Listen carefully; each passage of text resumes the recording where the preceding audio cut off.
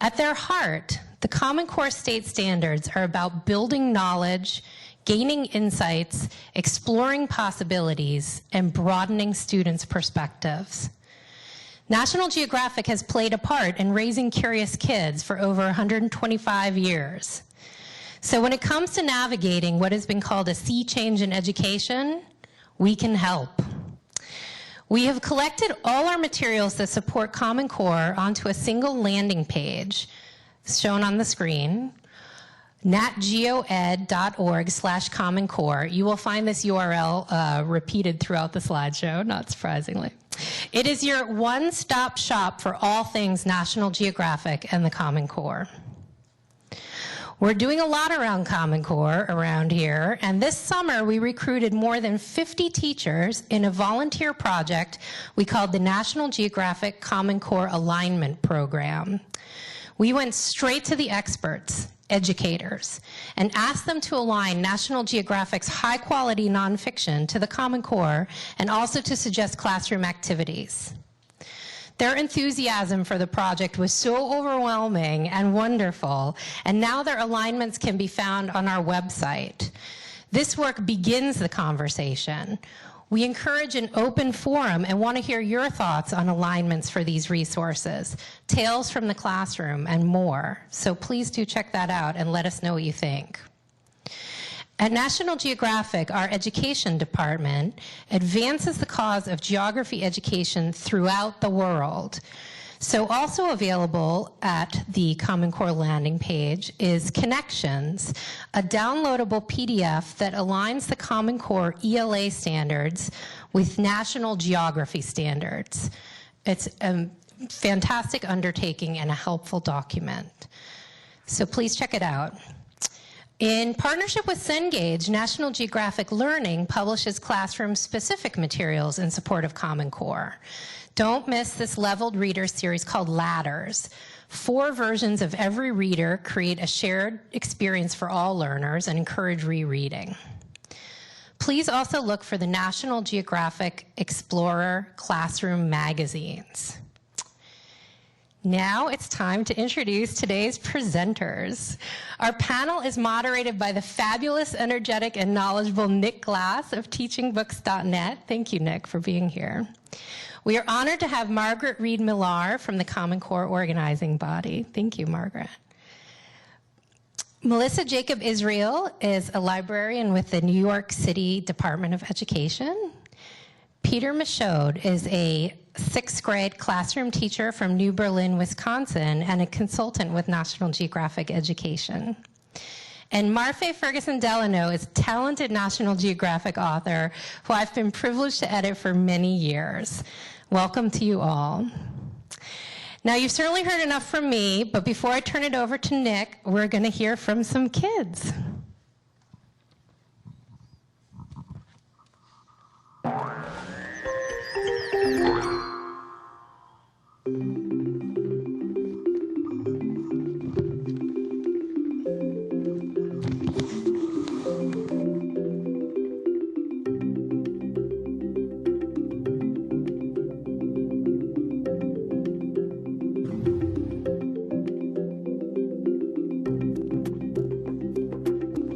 My favorite type of books are mysteries because you never know what's going to happen. I like to read about sports. My favorite animal is a pig, so I like reading about pigs.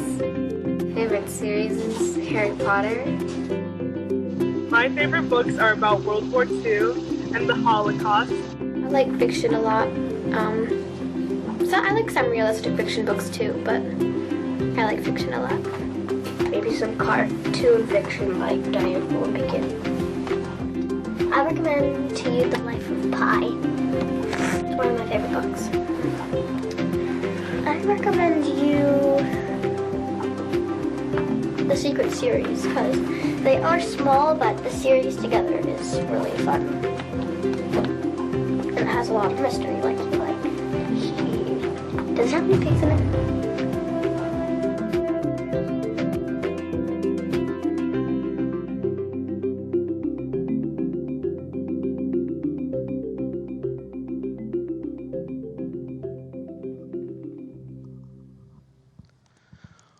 What fun.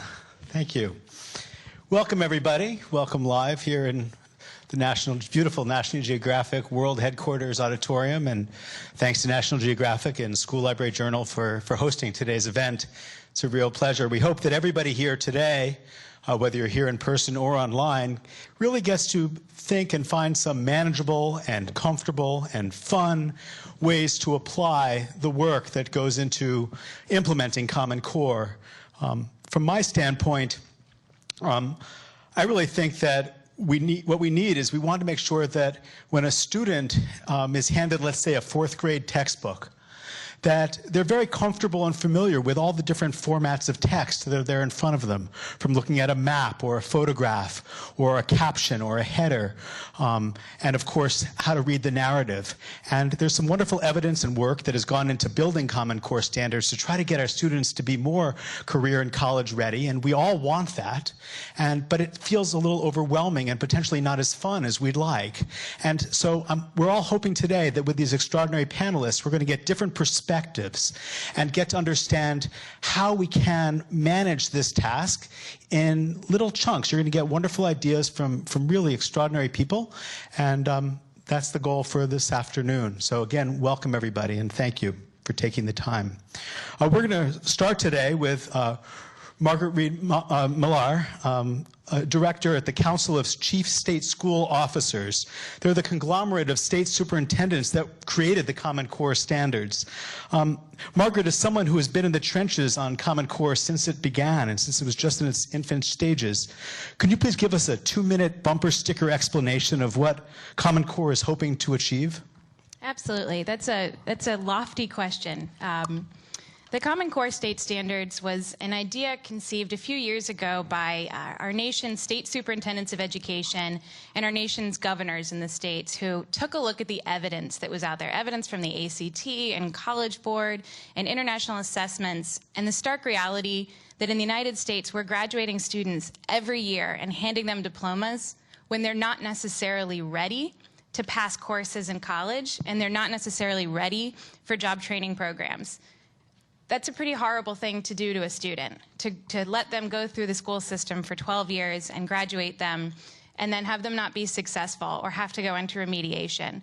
And that was really the driving force, the belief that all of our students deserve that opportunity to have the choice about where their future goes. And so they set out to write one extraordinary set of kindergarten to 12th grade standards. And for those of you who aren't those who speak edu-speak, standards are really just outcome statements, expectations for what students should know and be able to do at the end of each grade level. And so these standards are from kindergarten to 12th grade in English language arts and literacy, and from kindergarten to 12th grade in mathematics. Unlike previous standards, which were a group of people in a room saying, well, what do you think kids should know? I feel they should know this, and you feel they should know this. So compromise means we all get what we want in the standards. These standards were built on research and evidence from the research community with input of master educators.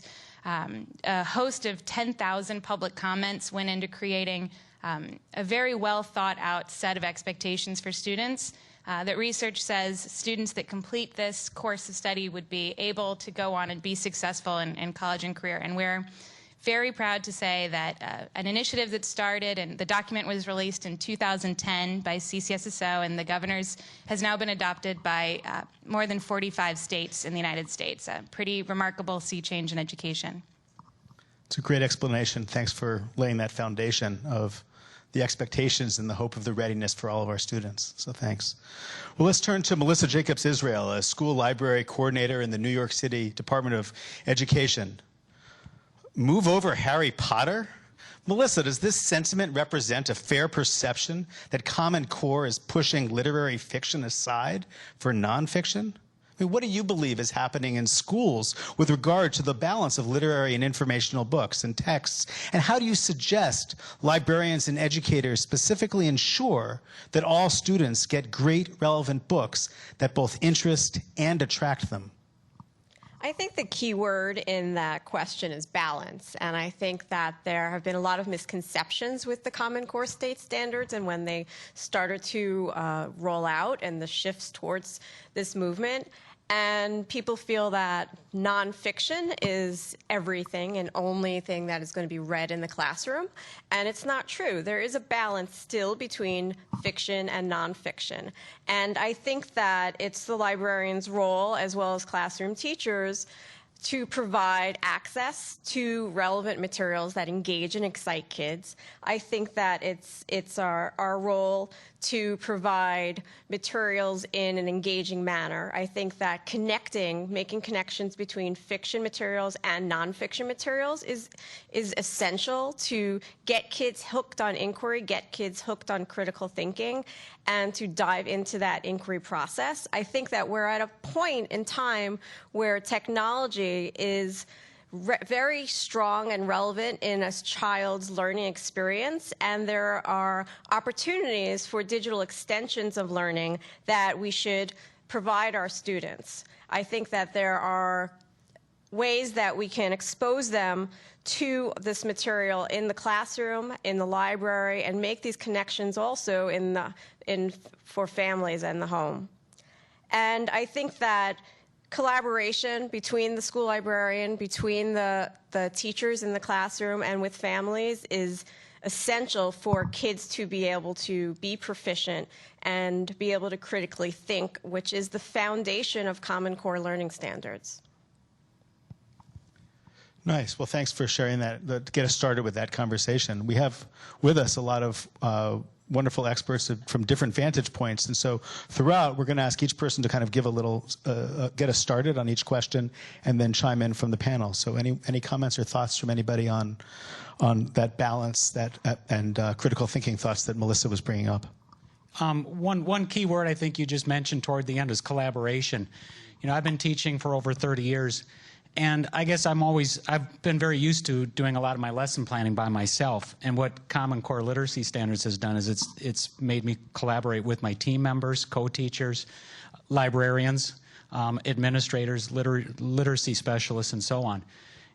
You know, it's a challenge to work with the standards, but it's something I think is making us come together. And the more people work on these things together, the stronger it is. To keep it practical for the people that are in schools and libraries, how hard is it to create? Can we use Common Core as a way to create new collaborations? Because sometimes I hear teachers are too busy to collaborate, librarians are trying, and sometimes the teachers don't have the time and focus to collaborate with them. Can this be a tool now and a way to help make these new collaborations that you're talking about? Where I work, yes, it is. I mean, we do have common planning time on a weekly basis, and we also have professional development. As a matter of fact, last week on Friday, children did not have school, but we had a full day to work together as a district at grade level, putting the pieces together. But I'd further like to add, I think we need to look at collaboration. Not your traditional, I have an hour planning time to sit down with a teacher. I think you have to look at it as an out-of-the-box experience, so that it could be an email, it could be an Edmodo, it could be an online virtual experience. There's a lot of different ways that we can collaborate with other teachers, and it doesn't have to be a dedicated amount of time where we're sitting down writing formal lesson plans. I think that there are ways that we can look at this and work together to help kids meet those standards. I think the one thing I would add, one nice part about my job is that I get to go all around the country and see how this is being implemented. And one misconception, unfortunately, that comes up a lot is this idea of Harry Potter move over, and all the way up through high school, that somehow social studies and science teachers are being told, well, now you're an English teacher too. And that's just not true. One of the beautiful parts about the Common Core State Standards for Literacy is that they really push how students learn content and knowledge through reading. And so in the science classroom, to be able to have really rich scientific texts, and in the social studies classroom, to have primary source text and really great documentation of events that happen through history and maps, and there's so much that can be brought in. So it's not necessarily just that the English teacher bears that load alone for for the move to nonfiction. Yeah, one of the misconceptions I hear a lot is nonfiction is everything, and then it even isn't about the fun in nonfiction, because there's some extraordinary books like that are just so fun to have and to use. But that balance of 50% in elementary school up to 70-ish% in secondary is throughout the whole school. It's not just in your ELA class, not just in your 5th grade English class. And then it's everybody's. And I think that it's not just move over Harry Potter, but let's have all the books be as fun as Harry Potter. And in addition, it's really about the process. It's about the skill set to be able to navigate these texts and to be able to jump into something and understand it and walk away with that knowledge and to synthesize it and be able to build their own knowledge. I mean, these are the skills that are scaffolded in from kindergarten to 12th grade. And so I think it's really exciting right now to be in kindergarten and being able to climb these stairs of scaffold these skills for Common Core. Terrific. Well, thank you all. Let's get another sense of the classroom perspective. So we welcome Peter Michaud, a 6th grade teacher from New Berlin, Wisconsin. Peter, we often hear one strategy about pairing popular fiction and relevant nonfiction books. It's something that's definitely out there right now being talked about. As a teacher, how have you seen this effectively done in the classroom setting? And specifically, what do you recommend teachers do to go about implementing this pairing to get greater achievement for the students? Well, first of all, I don't think this is a brand new idea. I think that a lot of teachers have been pairing fiction and nonfiction for a very long time. I can think back to when I've had done it in previous teaching years and so on. But I think what Common Core does is it just brings it into a better focus. Clearer standards, which I think are good not only for teachers but for students as well. Something as practical as posting the learning targets, which I know at first I was a little bit reluctant and didn't really want to do it, but I found that that's a real useful strategy in the room. And so how do I see this implemented? I guess I would break that down into 4 areas. First of all, the library. I think of my classroom library. You have to keep that well stocked and you have to refresh it. What I do every summer is I take a bag and I make sure I take out a bag full of books because they're outdated, students don't look at them anymore, but then I also know I have to replace those. And then building that relationship with your school librarian, very important. Like was mentioned, let them be part of the conversation. And then also teaching our students to be good users of the public library system as well. Second place would be student choice. They have to be invested. And so how do you do that? Well, first of all, it has to be taught. You can't just say pick out a book. It has to be at the right level of reading. If not, it's not meaningful. Not only does it have to be taught, it has to be modeled. And then it has to be monitored. I know that's something that we're going to be doing soon in our classroom. Because we're finding students that are, quite honestly, they're selecting books that, maybe it's not at their quite right level. Number 3 would be relevant topics. And this isn't always easy to do, but when you have the opportunity to take advantage of a relevant topic, you have to capitalize. And I guess I would break that down into 3 areas. First of all, with holidays. November is coming up, and if you think about the holidays coming up in November, plan ahead. Talk with the librarian, talk with the specialist, talk with fellow teachers. There's Veterans Day, there's Thanksgiving. I'm sure you can, take it from there. Everybody knows how to use the internet. Themed units. I also teach social studies in my classroom, so right now, we're studying ancient Egypt. Pulling out the visual literacy pieces and, maybe, pulling out not just the nonfiction books, but the fiction books as well for those that want to extend. And then themed months as well. I know that I was fortunate to be able to teach in Atlanta Public Schools a number of years ago, and I learned a lot about Dr. Martin Luther King. So when January rolls around, I pull out, again, not just the posters, but the maps. I also pull out newspaper clippings. From long ago, and students are very interested in looking at those primary source documents, and then maybe also pulling in newspaper clippings from present day, and getting that multiple perspective to it. And then lastly, extensions, different kinds of literacy, but warning, make sure that the literacy is paired with text. That's great. So just to summarize those, and let's get other people to come. We've got plenty of time for this conversation, but the 4 were library, student choice, yes, relevant topics, correct, and extensions. Extensions. That seems very manageable in theory. As a nonfiction author, I have to say I love fiction. I love novels. I love reading them. I love historical fiction in particular. And for me to be able to match, to read a good nonfiction book like, that Jim Murphy book about yellow fever, and then match that with Laurie Halse Anderson's book, Fever, that's just so powerful. And I think sometimes that fiction can maybe give us an emotional doorway into a topic, and then the nonfiction, that might inspire more curiosity in a kid, and then they'll turn to the nonfiction book, or it may work the other way around. Master George's People, my book, might inspire a kid to want to know more about slavery during the Revolutionary era. And it may take them to, Laurie Halse Anderson's wonderful book, Chains. And I just think that the two different experiences can really complement and feed each other. It's great. I think also that, we have an opportunity to provide our kids with exposure to the world. And they don't necessarily understand what's out there and what the context is to that they should even be reading. And libraries give them that exposure. Being able to refresh even your classroom library and have supplemental materials and work collaboratively with your librarian, I think it's essential. And I know as a student when I was growing up, I lived in my library and I read my way through the library, and I became a lifelong reader, and I hope my kids are doing the same, surrounding them by books.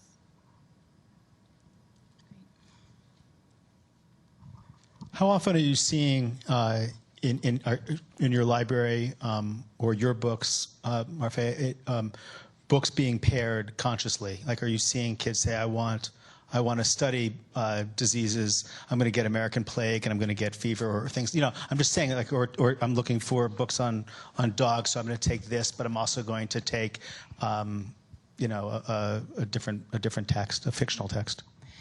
Well, when I do school visits, I often end up in the libraries of these schools, and often librarians will have these books on display, set up as pairs. If you liked Killer Angels, you'll love, Gettysburg Rising, or I can't remember the name of the book, that kind of thing. And I think it's really powerful. You don't always see it, but that's the beauty of having a librarian, in the schools, because they know these books and they're just such valuable resources.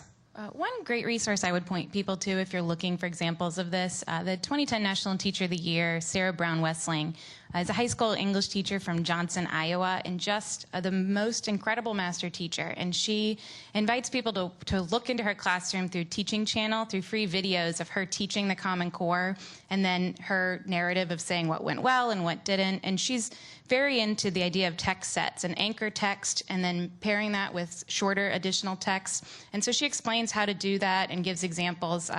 If you go to teachingchannel.org or her website for Sarah Brown Wessling, there's just a host of free resources, and she's an incredible national advocate for teaching in the Common Core. Can you say her name slowly so people can remember? Sarah Brown Wessling. W-E-S. W-E-S-S-L-I-N-G. Terrific. Well, thanks. Those are great specific things, and the idea of trying to just develop pairs for whatever books you're using will tie really nicely into that, and particularly keeping in mind the types of extensions and relevant topics and relevancy and appropriate text choices and student choices all ties really nicely into being manageable and appropriate. So that's wonderful. Thanks. So let's go back to Margaret Reed Millar, our Common Core Standards Organizing Body representative. Margaret, from your perspective, is the definition of what counts as reading today changing with Common Core's emphasis on students developing skills to navigate all kinds of informational text, from photographs, books, maps, and so forth? I mean, what benefits do you, from where you sit, want educators to focus on for enriching each student's multiple literacy abilities? Absolutely. So I said the Common Core was released in 2010. So these are standards for the 21st century that really look at what students need to know and be able to do to be successful in the 21st century. And what that includes is being able to do research, to ask a really great question and dive into that and look for sources of evidence. Not necessarily just an opinion, but actually look and find what are all the different sources that back that up. And sometimes that's a really rich text, and sometimes that's a photograph, and sometimes that's a map. And the standards explicitly call that out and expect that students will build their skills to use digital media and new forms of media and be able to be really good consumers of that media, to be able to see what's factual from what might be propaganda, and to be able to have that critical thinking ability and analysis to be able to look at all different types of sources and put that together to inform an actually research-based argument that they can make in writing. And so I think integrating that all together and not just viewing reading in isolation, but reading as part of a process. I read so that I can form new ideas, so that I can write and express myself, that's much more fluid than just from 9 to 10 we do reading and then 10 to 11 we do writing, that we don't view it as so segmented, and that the standards really make that more possible for teachers that, as we've said, maybe there's a lot of great teachers that have already been doing this, and now it just really gives them the license to run with it. And I didn't know if you wanted to add anything to how you... Well, again, I think it's refocusing it as well, and there's a lot of benefits with that. It seems really freeing that suddenly it's not about just keeping them segmented, reading and then writing, but the goal is learning how to absorb information, demonstrate comprehension, build an evidence-based argument with it, and it doesn't matter it matters relevance based on topic, but the different types of texts, the maps, the photos, the integrations that we're seeing, for example, in all the books that are laid out in front of us of narrative, images, text, and all that, is helping us understand the information better. And I think also helping students build their content knowledge. And that's really the goal, is to build what students know about the world, as was said earlier. And that can be done in so many different ways. And I think the more students are able to be interested in what they're reading, the more likely they are to be successful reading on grade level, which is a big goal of the standards, is increasingly complex text. And interesting texts are much more likely to be read. I think one piece that you pointed out is questioning. And I do not think that there's enough time spent on having teachers develop good questions and teach kids how to develop good questions.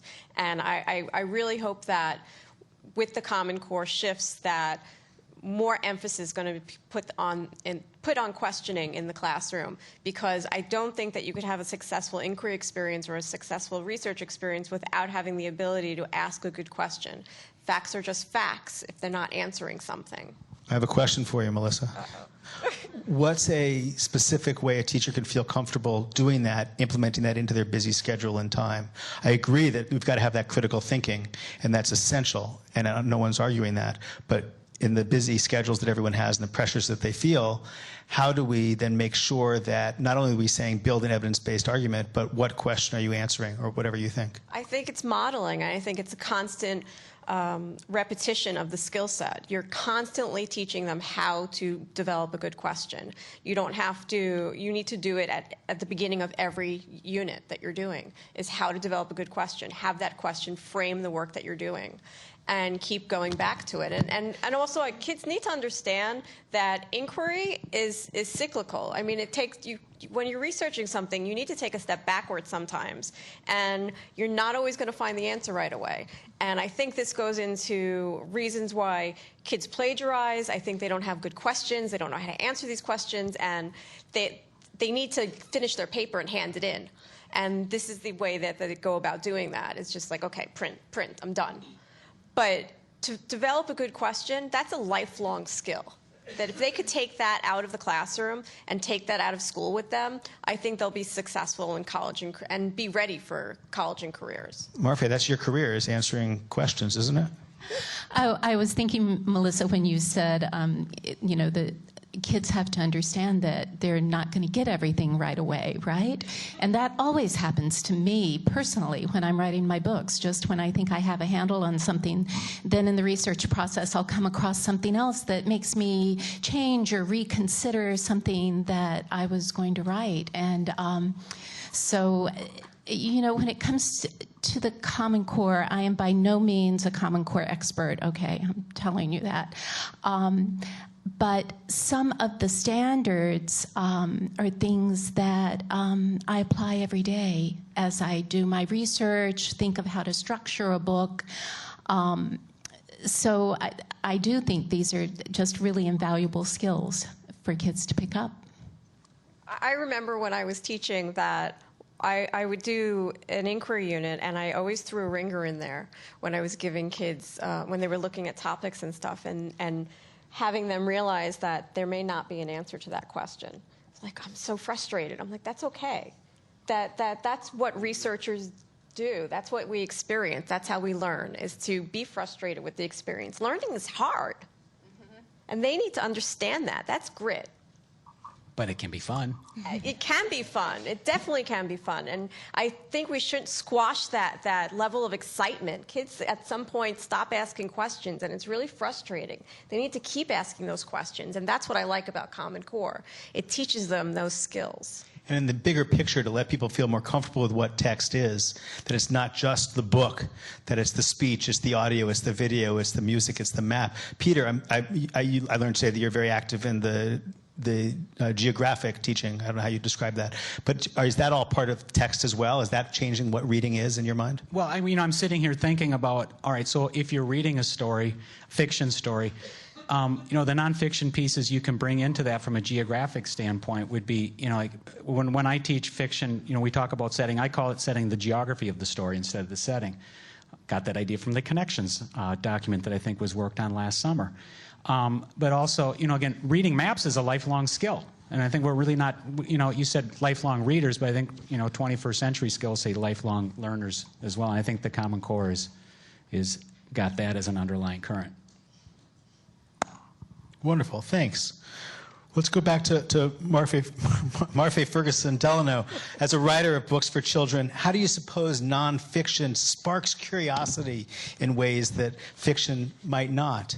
And I'm curious, as Common Core asks students to really understand that authentic researching and writing process, and all that entails, how do you imagine the work that you do every day, day in, day out, can assist the students in transforming their curiosity into enticing presentations about topics that interest those children?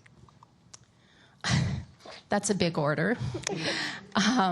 Well, I think one of the best ways to spark curiosity is with a good story. And it doesn't matter whether that's fiction or nonfiction, the story is what has to hook us. And in fact, it was a story that first gave me the idea for my book, Master George's People.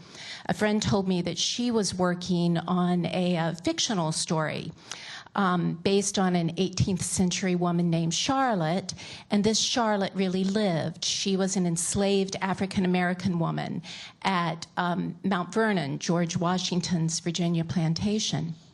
And I was just blown away by this. To have the name of an enslaved woman, Charlotte, made it suddenly established this very powerful connection. And as I learned more about her story, I was really intrigued by her. And my nonfiction radar started kind of humming. And I wanted to find out whether there were other stories of other enslaved people at Mount Vernon.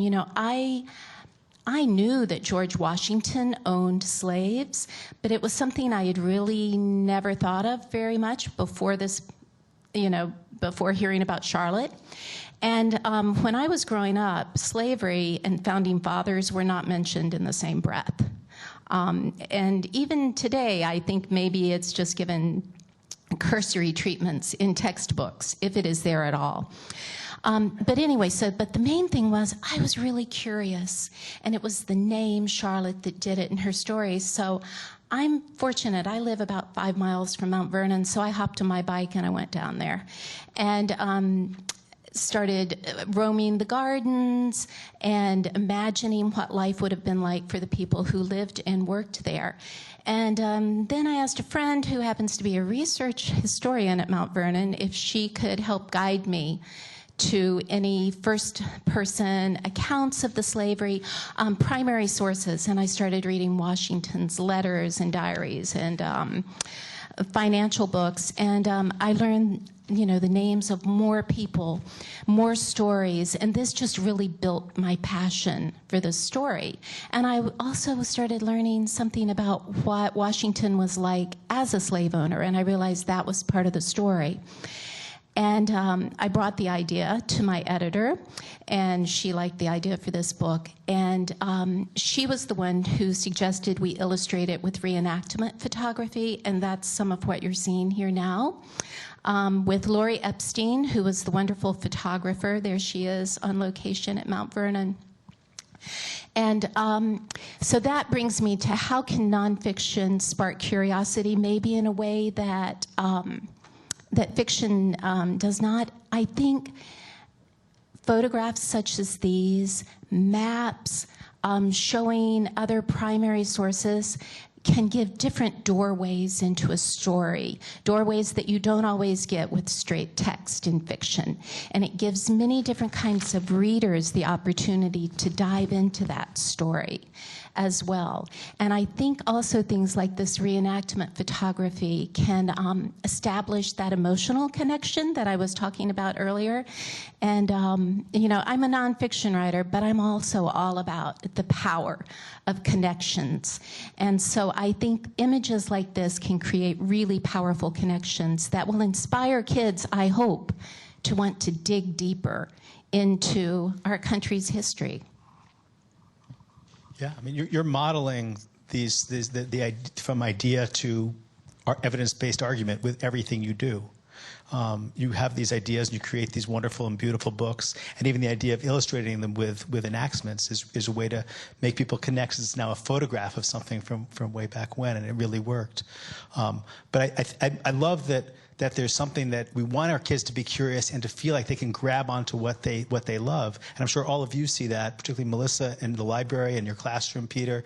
Can you give some examples of how to make sure that each kid's ideas are honored and that they have the space to follow that curiosity in their work? Because I certainly hope the curriculum and standards don't bog anybody down from that as well. Well, you know, some of the things I mentioned with the library and so on in the classroom, but, you know, just to share a quick story. So my wife was driving me to the airport yesterday to come out here. She's a first grade teacher, and, you know, I don't teach primary grades, but our literacy specialist and I had a conversation a week ago about what are some good ways to pair fiction and nonfiction, and apparently there's a series out there called Parrot, you know, like two, not the bird. And what it is like for seasons, there's a fiction story about changing of the season, and then there's a nonfiction story that you know, explains it. And she shared these stories with her first grade students, and they got into a discussion about fiction versus nonfiction. And I wrote down the quote. I think I got this pretty close, but we like nonfiction books because we like to learn things. And so, you know, Marfé, you're talking about that curiosity and that spark, and you know, and that was just that was a great way to kind of get on the plane and come out here. And I see that spark as taking that spark and having them go into school libraries and public libraries and explore it. And, you know, in a library setting, you can take it in so many different directions and make so many other connections that it does spark that curiosity for learning. And I think it's really nice to see the pendulum shifting. I think a lot of studies were done looking at what was taught in classrooms, and just an overwhelming majority of the texts taught in elementary and in high school were fiction. And it's not that Harry Potter's not wonderful, and there aren't a number of great literary fiction texts. But in college, the vast majority of what students are asked to read is nonfiction. It's informational text. It's text to gain knowledge and content.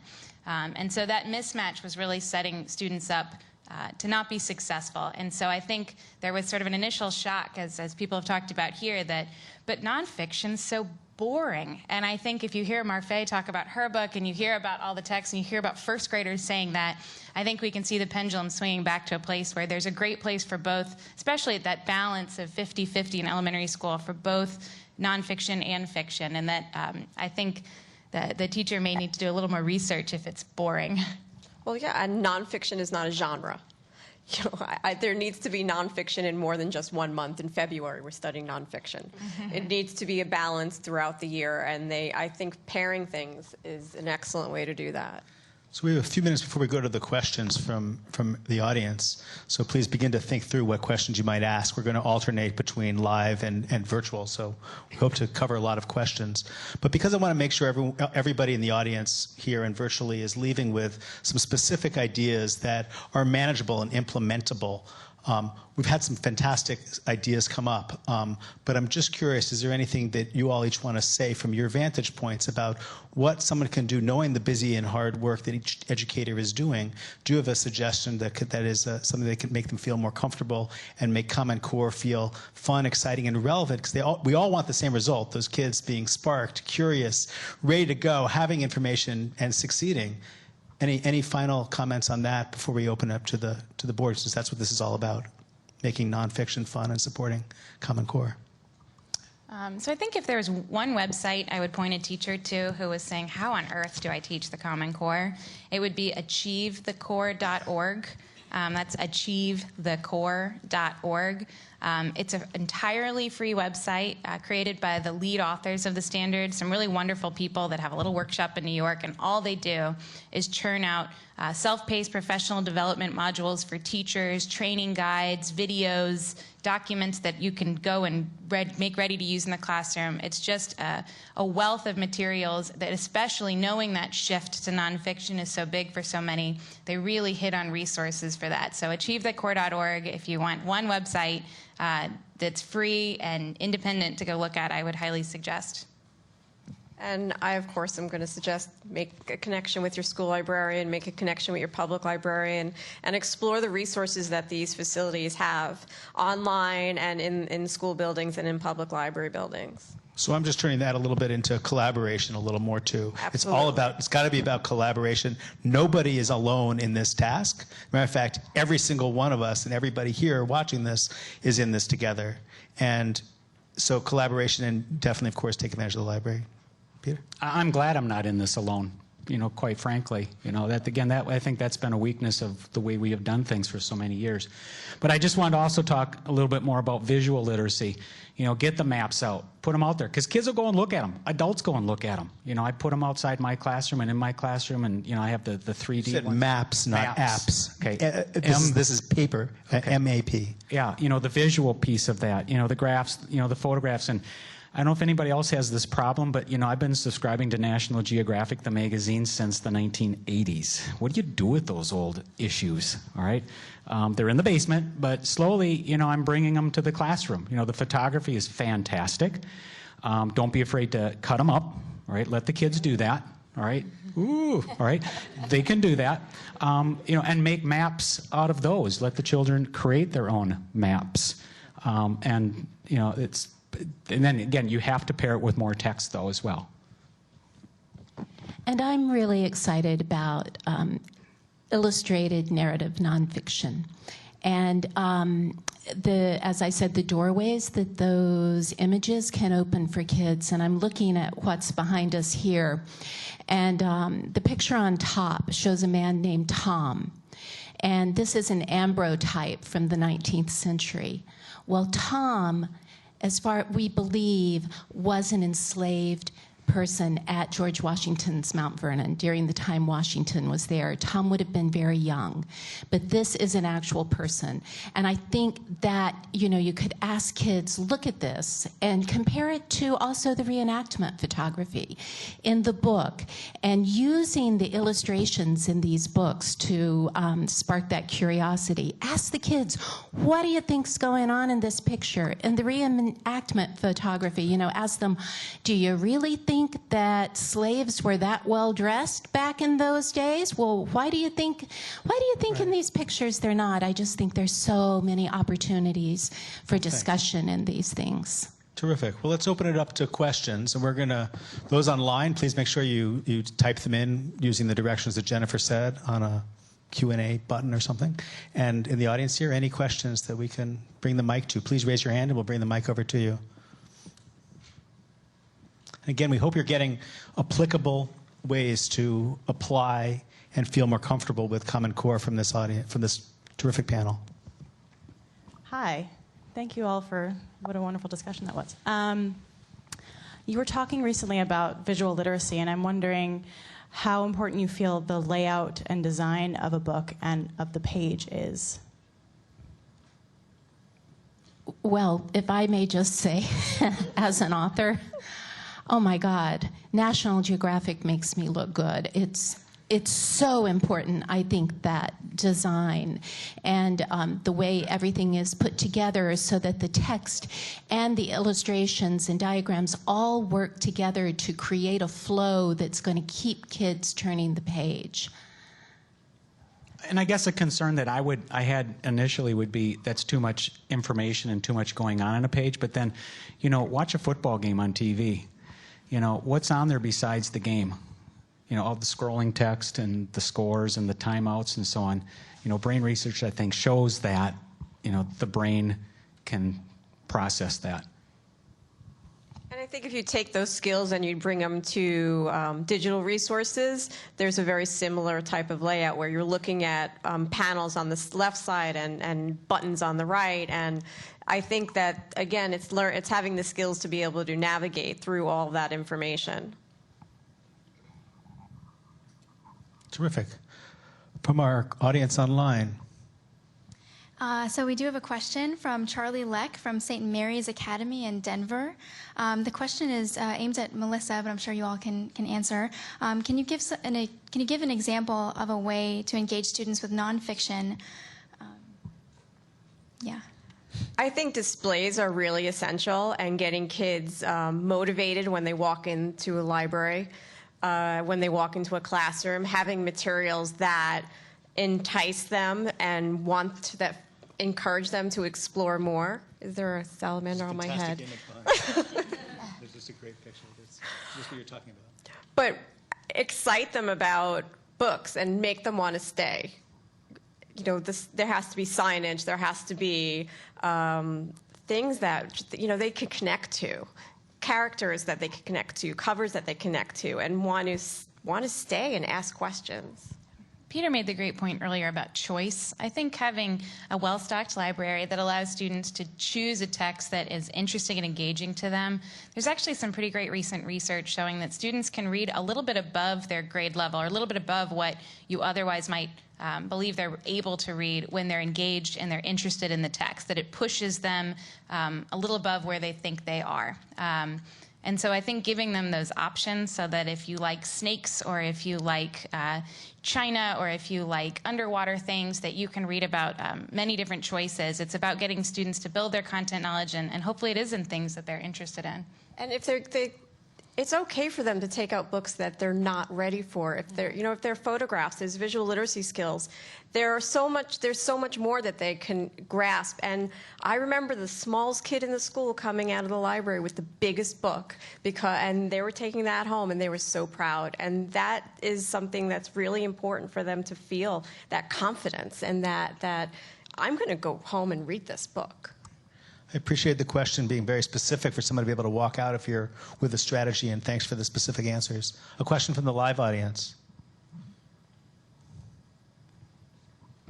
I just wanted to mention a resource that I don't know if any of you are familiar with, but it's a technique called visual thinking strategies, and each one of you has said something that makes me want to say, I want to pull this together with this method. It's a method, it's a website, VTSHome.org.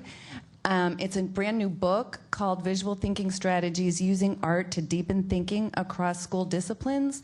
And it's all about asking this question, Marfé, that you said, what's going on in this picture? And then using evidence-based reasoning to say what you saw. And it can be applied to a work of art. It can be applied to the National Geographic website when you pull it up.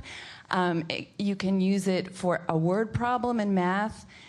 This book that Philip Yenawine has written talks about using that question and developing this habit of thinking across all the curriculums. It really excites me, and his book deals with how it relates to the Common Core. So I don't know if you've heard of it, but I just wanted to recommend it. I can't really recommend it highly enough. I just think it's fantastic. Thank you. For anybody who didn't catch that, it was called Visual Thinking Strategies was the concept, but certainly asking to look at an image and say, what's going on there? What do you see? I didn't know that that animal knew how to spell Q&A. It's really quite an interesting question.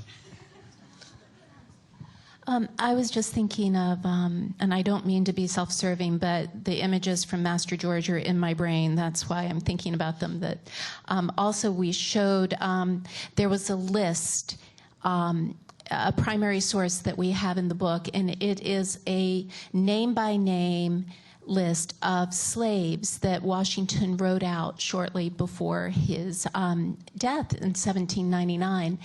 And I think asking kids to examine that. And by the way, here's this front page. We're showing just a little bit of it. But if you go to the back matter, oh, and gosh, we didn't even get into the wonderful back matter that nonfiction, right? Narrative nonfiction, the best of it. We've got really great back matter. You want to know all my primary sources in the back of my, where I found my stuff, you're going to find it. You're going to find the source for every quotation.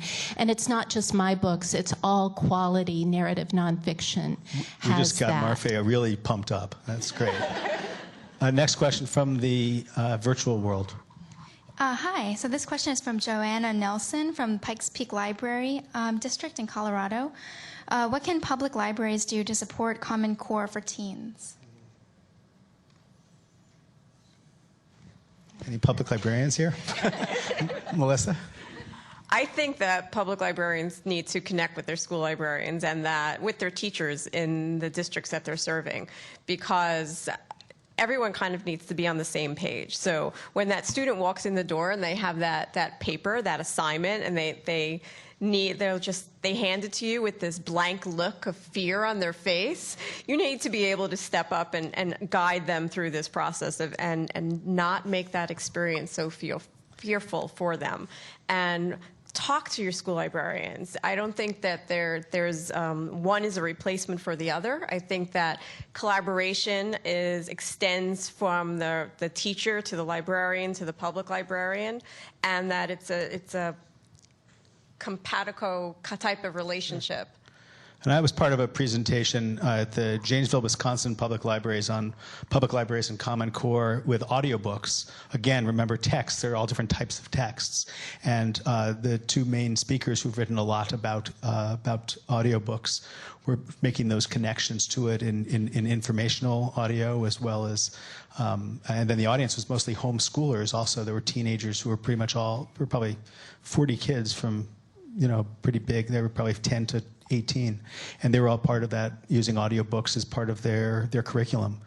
But I'm not the expert on it. I was including multimedia from my vantage point as another variety of text. But public libraries can do that. Yeah. I think I would also encourage anyone, especially at the high school level, really familiarizing yourself with text complexity and the different ways of being able to measure that, either with your online quantitative scores, so you could look at lexiles or other measurements, or the qualitative, thinking about, is it appropriate for this reader and for this opportunity? But I think a big emphasis in the Common Core, again, is that getting ready for college and career readiness, and that each year that level of text rises like a staircase up to college and career readiness. So at the public library, the in-school libraries, sort of across the board, being familiar with that and knowing what those levels are, so that you can appropriately, when an 11th grader walks in, be able to pull out a wide array of the right text for that level is a really helpful way to support them. Yeah, one of the most important things in text complexity to me is that balance, that triangle of